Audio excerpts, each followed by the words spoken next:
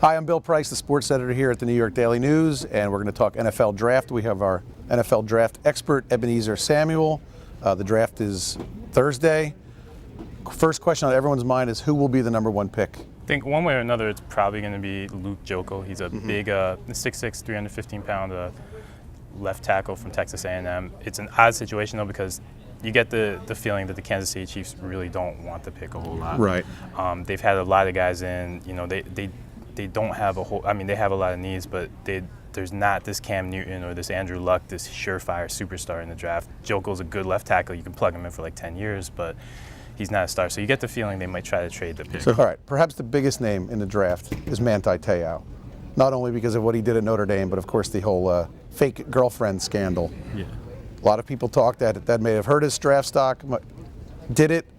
Where do you think he'll land when all is said and done? First of all, I don't think the fake girlfriend thing is going to hurt as much. He acquitted himself very nicely at the combine, just dealing with all the questions from us media. We attacked him pretty well, and the word coming out of a lot of the meetings he's had with teams is that he's handled it nicely. So I don't think that's going to be an issue. The bigger issue could be his limitations as a player. I mean, at his fastest, he ran like a 4.7, 4.75 40 at Notre Dame, or right. at his pro day at Notre Dame.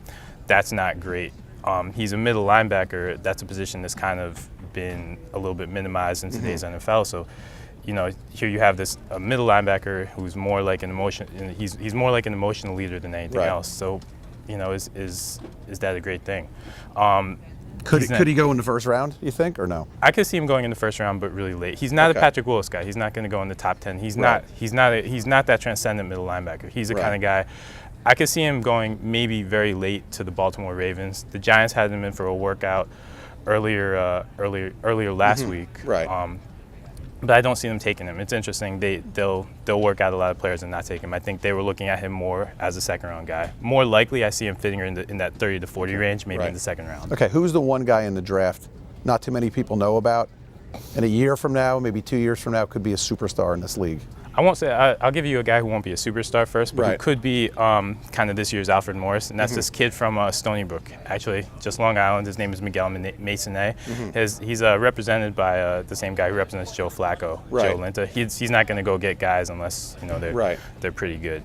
Masonet is like a 5'9", 215-pounder. He's got a little bit of Alfred Morris in him, kind of a banger, kind of a tough guy.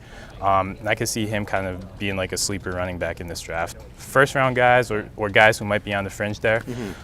We've heard there's this wide receiver from Tennessee named Cordero Patterson. He's kind of one of the bigger names in the draft. He's a 6'2", 215-pound guy. Runs like 4.4 and looks built like a linebacker.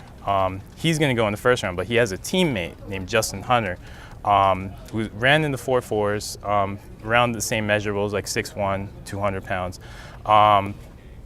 And he's kind of a sleeper. He's a guy who could go in the second round, but he could evolve into a nice wideout. Okay, then on the flip side, who's the guy that's going to be picked high that team will regret it a year from now, 2 years from now? I hate to say, who's the Ryan Leaf of this year's draft? The Ryan Leaf of this draft actually could wind up playing the same position as Ryan Leaf.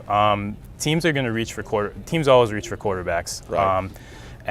But there's no Andrew Luck this year. There's no Robert Griffin this year. There's not even a Ryan Tannehill. So you have Geno Smith, who very well could go in the top 5, but there's he's simply not on that level. He doesn't throw the deep ball as well.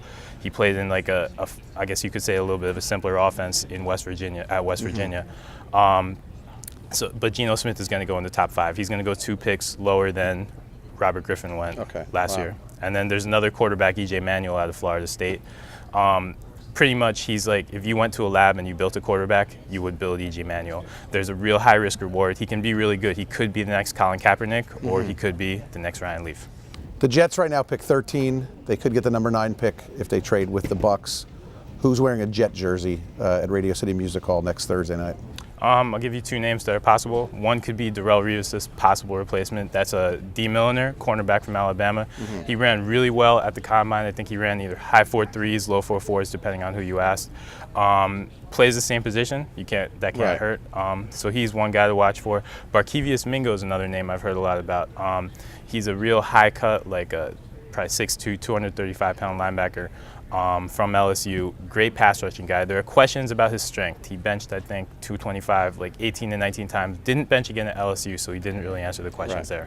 The Giants. Who do you think that will end up on the Giants on draft day? Manti Te'o is not one of those guys. Okay. I would probably look for them to go for a tight end. Zach Ertz and Tyler Eifert. Yes, they went and got a tight end in free agency this year. They picked up Brandon Myers, a nice guy from the Oakland Raiders. He's a solid player, but he's essentially it's a 4-year contract with 3 years voidable. That's a 1-year deal, so they're going to need a replacement for him. Look for them to either go with Zach Ertz. He's a tight end from Stanford, very good hands, or Tyler Eifert. He plays the same position from Notre Dame. So there you have it. The draft, again, is Thursday, April 26th. Let's see how our experts' picks work out.